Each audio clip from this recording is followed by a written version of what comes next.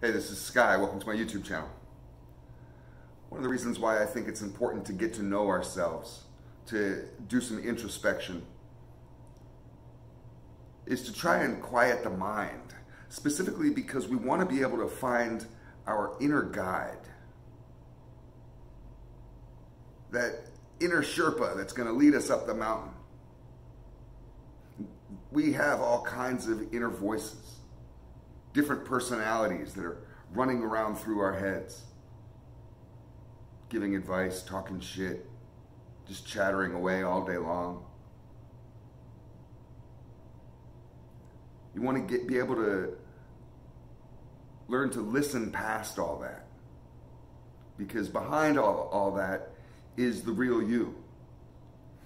This may come out in certain times of your life when, particularly, say, for example, if it's been a high stress scenario, we have that inner intuition that kind of guides us sometimes if we're lucky.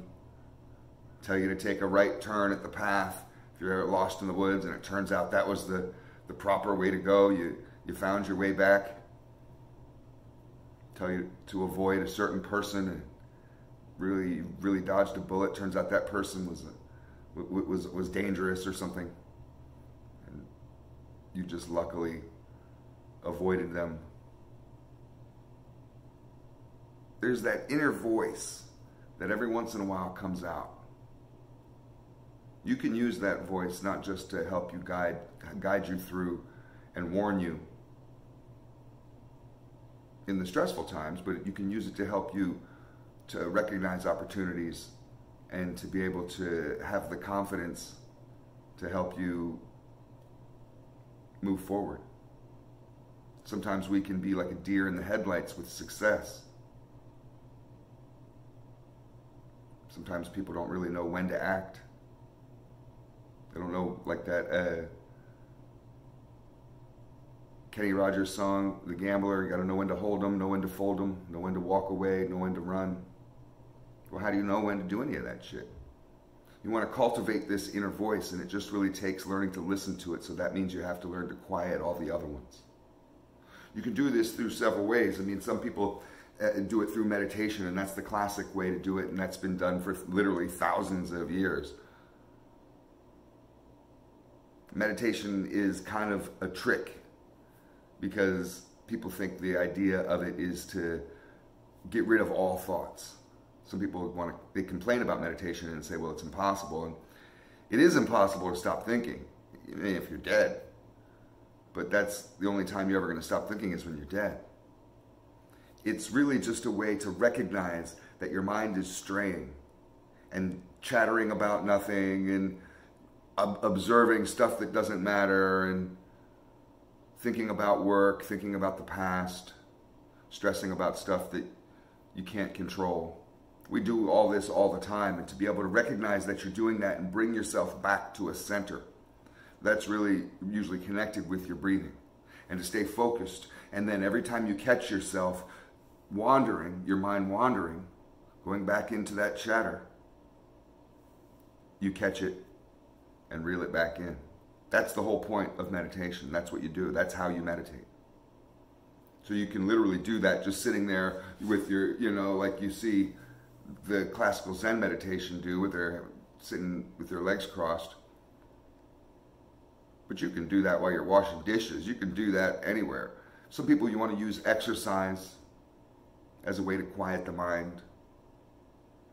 Some people want to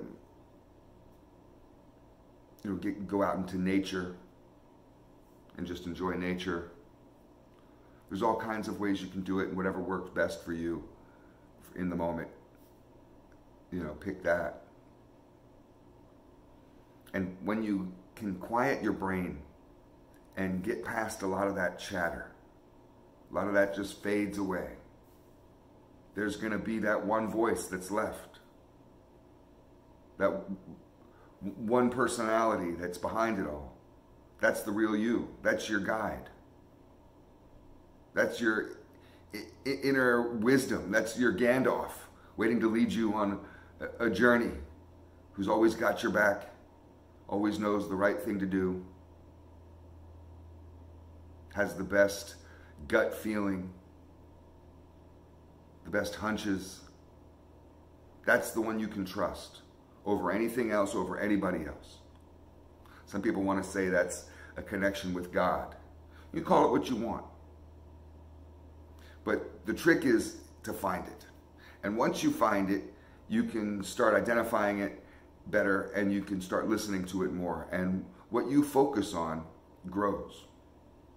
So if you focus on negativity, if you focus on thoughts of revenge, thoughts of violence all the time, spend a good part of your day fantasizing about shit like that, guess what?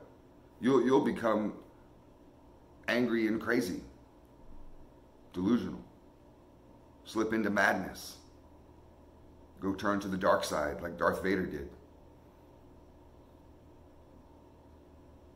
Because that's just what you're feeding. You're feeding that wolf. You know, like the story of the two wolves. If you know that, you should Google that. I'm not going to tell the story. Go on YouTube and put in the story of the two wolves. But we all have a light and a dark side. And whatever you focus on more grows. So you can cultivate that. And you want to listen more and more to that inner guide so it becomes stronger. And it may start off as feelings. It may start off, you know, a lot of people have their gut feeling. I just didn't have a good feeling about that motherfucker. And maybe you were right. And you can sit there and be like, well, I don't know what it was, but I sensed something. That shit's not magic. I mean, it's real. The more you pay attention to that inner voice, to your inner guide, it becomes more than just sensations or emotions. It is actually talking to you. Now it's just you. You know, don't get it twisted. You're not hearing some voice where you're like, oh my God, you know, if someone's in the room with me, it's just all you talking to yourself. But you're getting past all that bullshit that you chatter about all day long. Where you're like, oh, I like the yellow M&Ms, and I really don't like the new milkshake at McDonald's, and Karen from work is a bitch, fuck her. You know, that's what we have, a lot of bullshit going in our head, just swirling around like a stew. Get rid of all of that. And find your inner guide. And as the more that you pay attention to that voice, ignoring the others, you're going to start seeing shit happen for you. Your goals are going to start coming together better. You're going to start recognizing signs and signals sent your way. Being able to take risks and chances on your opportunities. Being able to have confidence in yourself, in your actions, and more in your thoughts, feel more at peace with yourself. This all comes with that. That's why it's important to do. These are the qualities that people beg for their whole lives. Why aren't I successful? Why can't I have the relationship I want? Why can't I move to the town that I want? Why can't I do this or do that? Move up in my career? This is how you do it. You know, you need someone like Gandalf to help you through a perilous journey. The hobbits never would have been able to do any of that shit on their own. No, without Gandalf, he's an important part of the story. You wouldn't be able to take him out of the story. Never would have worked. But we have that character within us. That same type of wise person within us. Already there. Just have to find it. Thanks for watching.